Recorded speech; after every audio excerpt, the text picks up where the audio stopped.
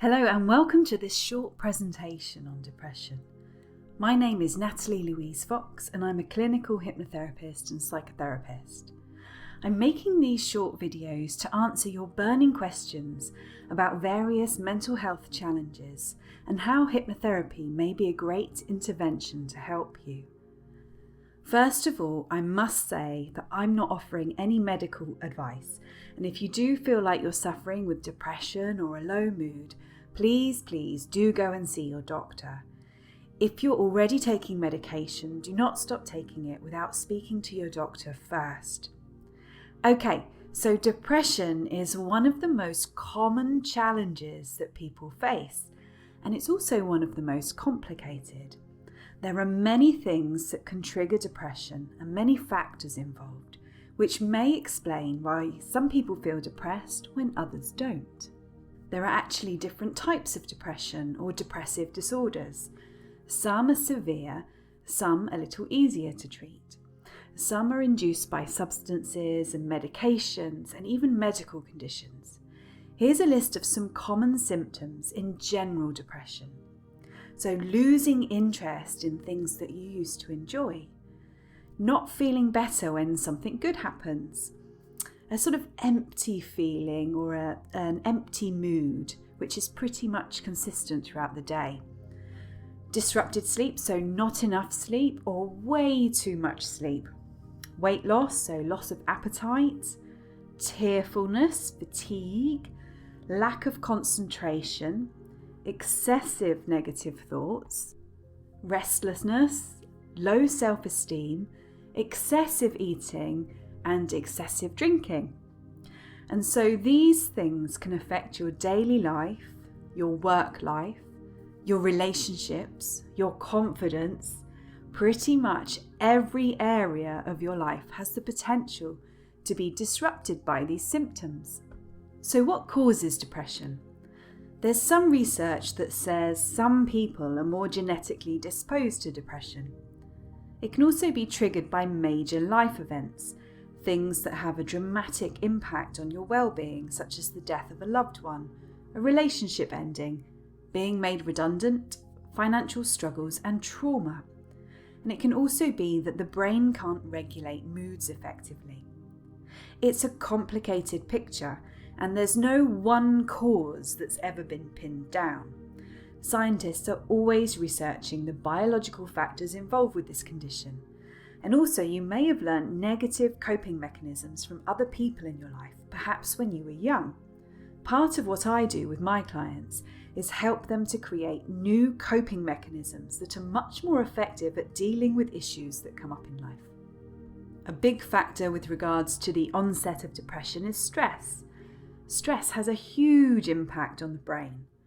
Research has been conducted into depression and the hippocampus, which is the part of the brain responsible for making new neurons. And it shows that the hippocampus in some depressed people is smaller than average. So stress seems to limit the production of new neurons. When we're stressed, we produce neurochemicals that help us cope with whatever's going on. If your brain is perceiving a short-term danger, you'll be producing lots of adrenaline. And if the stressor is more long-term, you'll be producing lots of cortisol in order to cope with the long-term disruption. Of course, I'm simplifying this. There are a lot of interactions going on in the brain, and many of these are still being researched.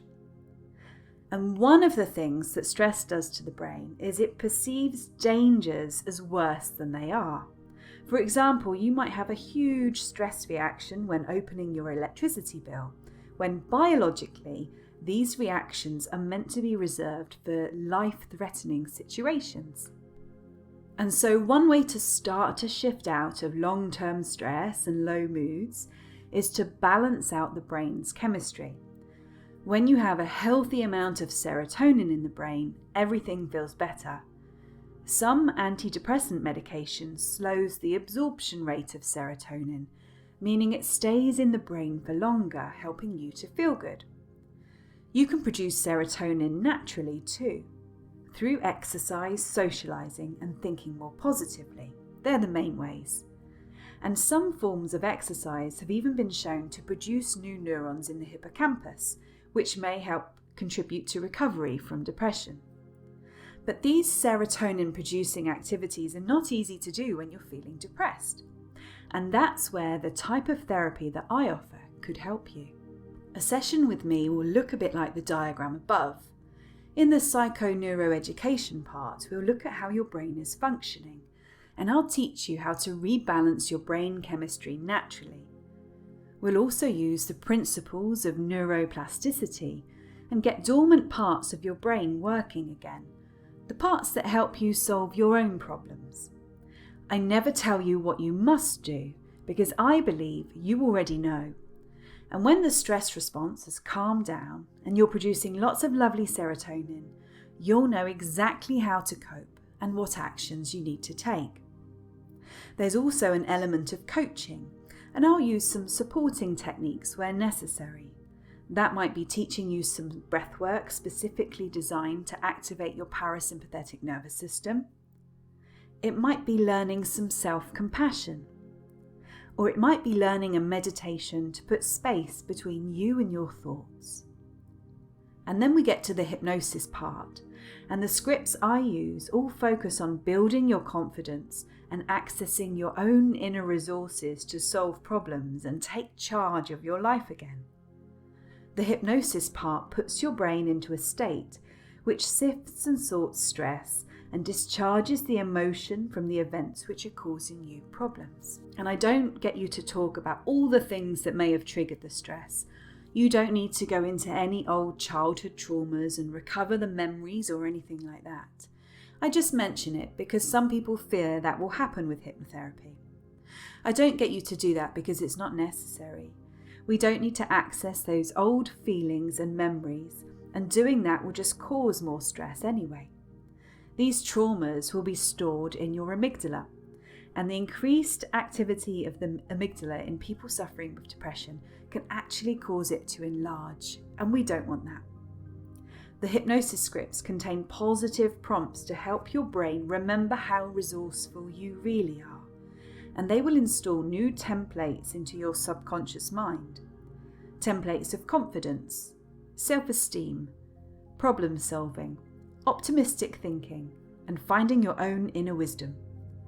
Plus, when you're in a state of hypnosis, it's the same as having REM sleep, rapid eye movement sleep. This actually helps you to remove stress by discharging the emotional content of events that have gone on. That's what's going on when you have weird dreams. But in hypnosis, it's guided with a certain objective, making it really effective. Now, obviously, I can't promise any outcomes to you, and every client is different, but I can tell you that many of my clients facing the challenge of depression have gone on to completely shift it and change aspects of their lives for the better. Many have said that this type of therapy that I offer was more effective to other therapies they tried because they didn't like talking about the past all the time and having to analyse lots of negative things. Lots of my clients, in discussion with their doctors, have been able to come off or reduce their antidepressant medication. And of course, it's the same techniques that I use if you're just suffering from a low mood instead of depression, or just feeling like some big life events have knocked you for six. So if you'd like to find out some more, I invite you to book a free, no obligation consultation, which will last around 20 to 30 minutes. And you can tell me a little bit more about your situation, and I can answer any questions you may have about hypnotherapy. I also cover some of this in a longer presentation on the home page of my website if you'd like to take a look there now. And to book your free consultation, simply go to www.atlantichypnotherapypractice.com or email me on atlantichypnotherapypractice@gmail.com and let me know a good time that we can have a chat. And there's also a free MP3 hypnotherapy track on my website, which you're welcome to download. My clients use this to help them get to sleep at night, and it also contains some of the hypnotic suggestions we'll use in our sessions together. So thank you very much for watching, and I hope to speak with you very, very soon.